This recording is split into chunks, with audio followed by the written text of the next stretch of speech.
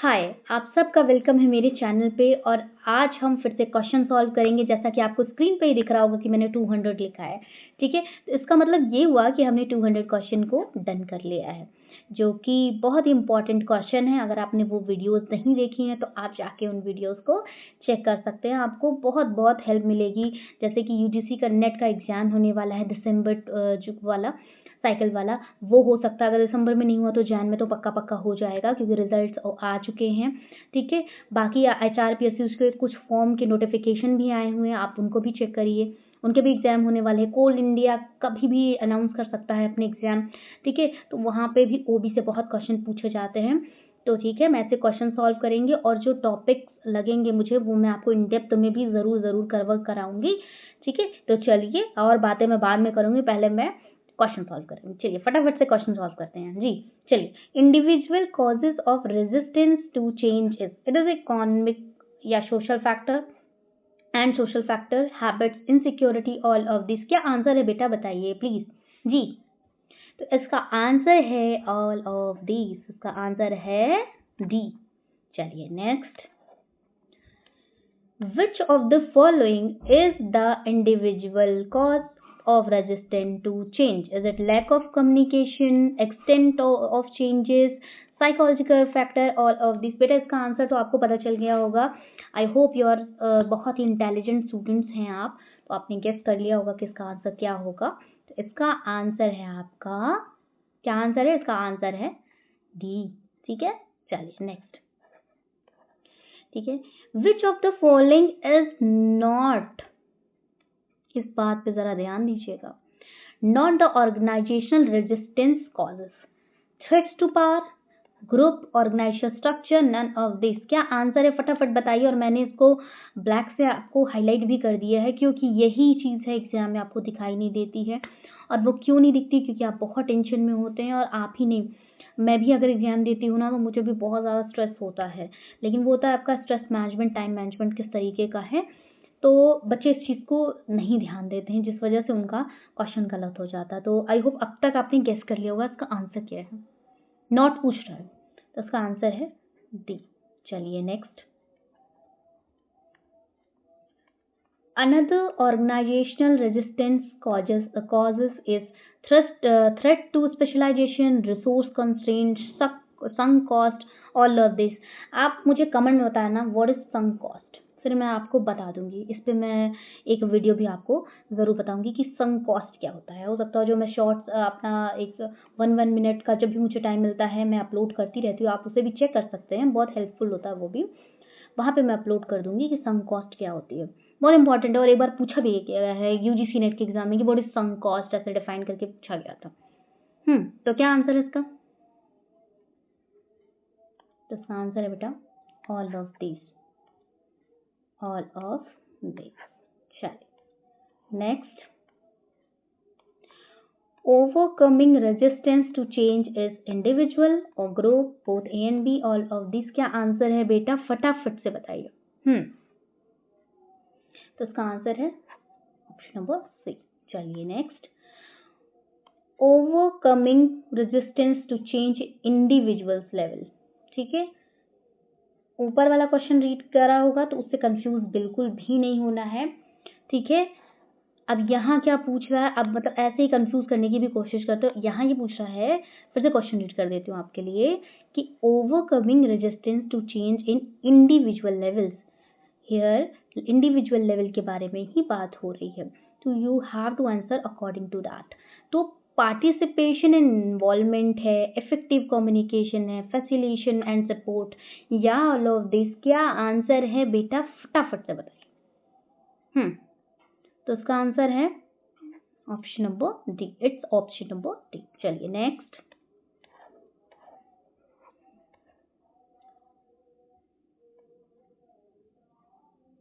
चलिए option change है, overcoming resistance to change in individual level, manipulation, corporation, coercion, timing of change, all of this.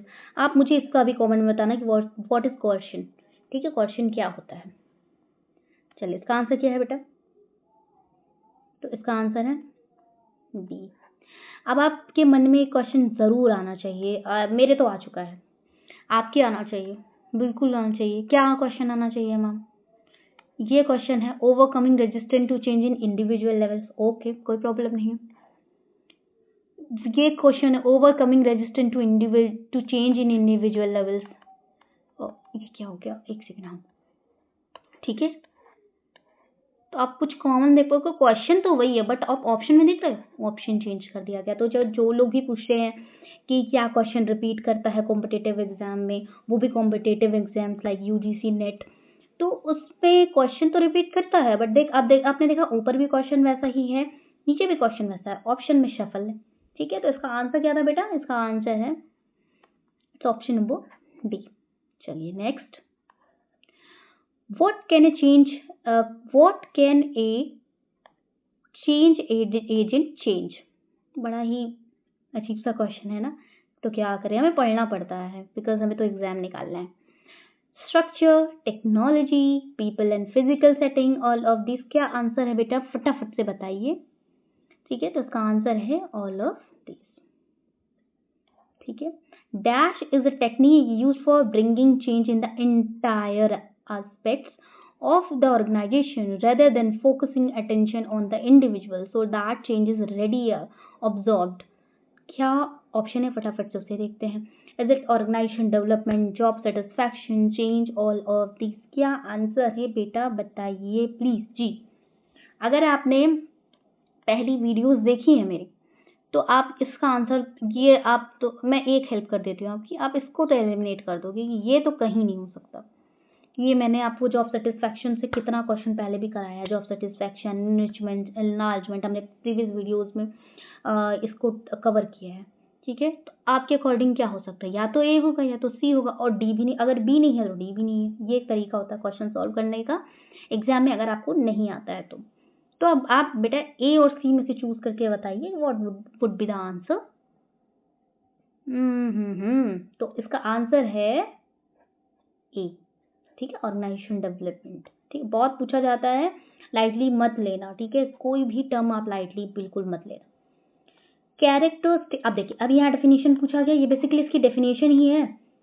ये OD की definition है, ये OD की डेफिनेशन है।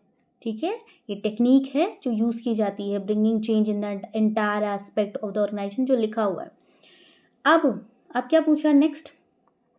मैंने पहले बताया था ना, क्वेश्चन इतने क्वेश्चन प्रैक्टिस हो जाते नहीं, आपको ऐसे ही समझ में आ जाता, पूरी तरीके से इसकी खाल निकाल ली जाती है। कैरेक्टरिस्टिक ऑफ ऑर्गेनाइजेशन डेवलपमेंट, अब कैरेक्टरिस्टिक पूछ रहा है, क्या वो प्लान चेंज होता है, लॉन्ग टर्म चेंज होता है, system orientation, all of this? क्या आंसर है बेटा, प्लीज बताइए फटाफट से जी। तो इसका आंसर है ऑल ऑफ दिस। चलिए, list of unfair labor practices on the part of the trade union and employers was included in। वैसे तो ये मेनली ओबी का नहीं कहूँगी मैं, बट आप इसका आंसर दे सकते हो क्योंकि आपके कोर्स का पार्ट तो है। चलिए, इसका आंसर बताइए। Trade union act, factories act both A and B, या इंडस्ट्रियल डिस्प्यूट एक्ट? नाम से आप गेस कर सकते हो, आपको इतना एज सच कोई परेशान होने की जरूरत ही नहीं है। आप बहुत इंटेलिजेंट स्टूडेंट, मुझे पता है कि आपको इसका आंसर पता है। ठीक है, तो इसका answer would be industrial dispute act. ये शेड्यूल होता है अनफेयर लेबर प्रैक्टिसेस। आप मुझे बताना है किस शेड्यूल में आता है। 1 2 3 4 5 शेड्यूल होते हैं, उसमें से किस शेड्यूल में अनफेयर लेबर प्रैक्टिसेस होते हैं। ठीक है, और अब क्योंकि एक्ट आ चुका तो थोड़ी सी बात चीज जानते हैं ना, जब कोई इंपॉर्टेंट आता तो मुझसे बिल्कुल नहीं रहा जाता। ठीक है, इम्पोर्टेंट एक्ट। ठीक है, तो कौन कौन से इम्पोर्टेंट एक्ट हैं जो बहुत पूछे जाते हैं? Trade union, factories act 1948, I am so sorry for my hand writing. ठीक है, आईडी एक्ट 1947। ठीक है, एंड माइंस एक्ट। ठीक है, माइंस एक्ट 1952। ये कुछ एक्ट हैं जो बहुत पूछे जाते हैं, हर बार पूछे जाएंगे आपसे एग्जाम में। ठीक है, कुछ ना कुछ जरूर कुछ ना कुछ ज़रूर पूछा जाता। ओ चलिए, आपने देख तो लिया था ना। तो ये जो एक्ट होते हैं ना बेटा, इनसे जो क्वेश्चन आते हैं वो आपके स्टेटमेंट बेस्ड क्वेश्चन, शेड्यूल का, पूछ लेगा ऑब्जेक्टिव, सेक्शन, और इन जितने भी मैंने अभी पहले लिखा था, आप वीडियो को बैक कर लेना, उनका सेक्शन भी बहुत पूछा जाता है, ठीक है। तो आप इसको स्किप मत करना, क्योंकि क्वेश्चन आया था तो मैंने सोचा आपको बता दूं। चलिए next, the theory that it is the leaders job to assist followers in attaining their goal and provide the necessary direction and or support to ensure that their goal are compatible with the all over objective of the group organization is। क्या ये charismatic leadership है, गोल theory है, एलएमएक्स theory है, all of this है? क्या answer है बेटा, please बताइए। और बहुत इंपॉर्टेंट क्वेश्चन है ये, बहुत बहुत बहुत इम्पोर्टेंट क्वेश्चन है। तो ये कौन सा क्वेश्चन, मतलब कौन सी थ्योरी है? तो दैट इज गोल थ्योरी, ठीक है। अब आप मुझे बताना एलएमएक्स थ्योरी क्या है और कैरिस्मेटिक लीडरशिप क्या होती है। फिर आप बोलोगे ये सब मैं हम ही बता दें मैम, तो आप क्या करोगे? अगर मैं आपसे कह रही हूँ मैं भी करूँगी, लेकिन अगर आप नहीं करोगे तो आपका जो है आपकी प्रैक्टिस में, अगर आप खुद जाके उसको सर्च करोगे ना तो आप कभी भी नहीं भूलोगे, ठीक है। और ये भी बताना कि गोल थ्योरी किसने दी, और हमने पहले भी पढ़ाई करी है गोल थ्योरी के बारे में थोड़ा।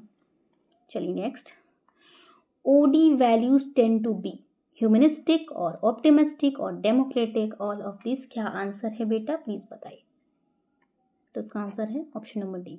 चलिए नेक्स्ट, अब ये मतलब एनटीए का तो मैं यहाँ पे मार्क करती हूँ, मतलब ये तो ना आप देख लेना, मतलब मेरी बात पे यकीन मत करो प्लीज, मैं जो कह रही हूँ उस पर यकीन मत करो, आप खुद जाके चेक करो, आप खुद जाके चेक करो। एनटीए का ऑक्टापेस है ना, ये टॉपिक इतना फेवरेट है ना, अगर आप यूजीसी नेट का एग्जाम दे रहे हैं तो बहुत इम्पोर्टेंट है, बहुत इम्पोर्टेंट। हर बार कभी इसका फुल फॉर्म पूछ लेगा, कभी इसका पूछेगा, कभी इसका पूछेगा, कभी इसका पूछ लेगा, कभी इसका, और जब सब कुछ रह सह जाएगा तो गिवन बाय पूछ लेगा। या ऑक्टापेस किसका पार्ट है, ठीक है, एचआरडी में आता है, एचआरएम में आता है, पीपीएम में आता है, इस तरीके से भी पूछ सकता है, ठीक है, किसी भी तरीके से घुमा फिरा के जरूर पूछता है। तो इसका आंसर क्या है बेटा, किसने दिया था ऑक्टापेस? तो ऑक्टापेस दिया था उदय पारेख जी, ठीक है। नेक्स्ट, ओडी प्रोग्राम आर, अब आई होप इसका आंसर तो सबको पता होगा, short term, long term, middle term, all of this. क्या आंसर है बताइए प्लीज बेटा। इसका आंसर है लॉन्ग टर्म, ठीक है, long term. The central theme of OD is plan change, action research, consulting method, all of this। क्या answer है बेटा? इसका भी आंसर आई होप आपको पता होगा, बहुत आसान है, ठीक है। ये भी मतलब ये टी ग्रुप, ठीक है, ये भी बहुत इंपॉर्टेंट है, ठीक है। टी स्टैंड्स फॉर, ठीक है, तो क्या है, training, technical, trade, all of this. क्या आंसर है बेटा? तो दैट इज ट्रेनिंग। और कहाँ पे आप पढ़ते हो ये टी ग्रुप वगैरह, ये आप मुझे कमेंट में बताना, और हम इसे डिटेल में ज़रूर डिस्कस करेंगे, वो बहुत पूछा जाता है। OD is a dash in organization context, तो is it plan change, interchange, both A and B, all of this. क्या आंसर है बेटा बताइए। तो ये है plan change. Next, OD process is based on which begin with a known problem, plan change, interchange, process, action, research model. क्या answer है बेटा, प्लीज बताइए। तो इसका आंसर है प्लान, इसका आंसर है प्लान चेंज। चलिए next, concern for people refers to concern for people refers to dash concern of others, तो is it planned change or consideration of social and interpersonal, personal, या action research model. आज के लिए जो last आपका question है उसका answer बताइए प्लीज बेटा। इसका आंसर है consideration of social and interpersonal, ठीक है। अभी हमारे और क्वेश्चन रहते हैं, उसको भी हम सॉल्व करेंगे। अब बहुत कम क्वेश्चंस रह गए हैं। अब कितने क्वेश्चंस हैं हमें, जो है 70 to 80 क्वेश्चन अभी पेंडिंग है मॉक वाले। बाकी जो क्वेश्चन है बेटा आपके, जो PYQ डायरेक्ट वाले, जो मैंने कहा था आपसे कि वैसे ये भी क्वेश्चन आपके सब पीवाईक्यू के ही टॉपिक पूछे गए हैं, बट जो लैंग्वेज एनटीए की लैंग्वेज है मैं उससे सॉल्व कराऊंगी। ठीक है, आई एम सो सॉरी, अभी मैं थोड़ी बिजी थी और मैंने पहले भी आपको बताया है, कुछ रीजन की वजह से मैं लगातार वीडियोस नहीं बना पा रही हूँ, अभी प्रॉब्लम मुझे फेस करना पड़ रहा है। बट मैं चाहती हूँ कि जो है जब भी मुझे टाइम मिले तो करूँ, और मैं ऐसा कर भी रही हूँ कि जब भी मुझे टाइम मिल रहा है तो मैं आपकी किसी ना किसी तरीके से हेल्प करने की कोशिश कर रही हूँ। जैसे कि मैं 1 मिनट की वीडियो अपलोड कर रही हूँ, जो भी मेरे पास है, जो मेरी प्रीवियस चैनल था, मैंने बनाया था पहले भी एक चैनल, जो कि किसी रीज़न से वो चैनल रिट्रीव नहीं हो पाया, चला गया। तो वहाँ पे जो मेरे वीडियोस कुछ हैं, मेरे पास वीडियोस अभी उनको अपलोड कर रही हूँ। ठीक है, जो भी टाइम बचता है मैं कुछ इम्पोर्टेंट, तो आप उसे चेक कर सकते हो, वो भी इम्पोर्टेंट है, आपको कहीं ना कहीं वो ज़रूर हेल्प करेगा। बाकी हम इस ये 80 क्वेश्चन यहाँ पे और जो क्वेश्चन है पीवाईक्यू वाला करके हम जो है इसको, और जो टॉपिक्स उनको कवर करेंगे, फिर हम पीपीएम स्टार्ट करेंगे। ठीक है, पीपीएम विल स्टार्ट पीपीएम, बहुत इम्पोर्टेंट। इससे तो इतने यहाँ पोर्शन से भी बहुत क्वेश्चन पूछे जाते हैं, स्पेशली यूजीसी नेट एग्जाम में। तो हम इसे क्वेश्चन को सॉल्व करेंगे, इसके बाद पीपीएम के क्वेश्चन को सॉल्व करेंगे। तो आई होप आपको समझ में आया होगा। हंसते रहिए, पढ़ते रहिए, मुस्कुराते रहिए और कॉन्सेप्ट को ना बिल्कुल क्रिस्टल क्लियर रखिए।